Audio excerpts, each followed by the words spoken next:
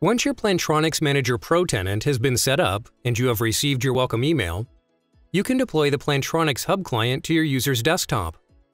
Since your tenant is unique to you, the Plantronics Hub client needs to know where to connect. If any of your users already have Plantronics Hub installed, it's likely they have downloaded this from the Plantronics website, and this will be talking to our consumer tenant. To confirm this, open the Plantronics Hub application on their system, and from the Help, Support, Troubleshooting, if the tenant ID is shown as System, then the user is configured to talk to the Plantronics consumer tenant. Their Plantronics Hub client needs to be uninstalled, and the version from your tenant needs to be installed.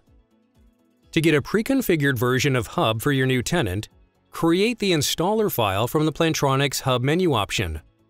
For first-time installation of Plantronics Hub, this file can then be deployed using your normal IT deployment tools. Subsequent updates of Plantronics Hub can be managed via Plantronics Manager Pro. After deploying Plantronics Hub as these new users log in, you will see them automatically appearing in Plantronics Manager Pro along with their devices.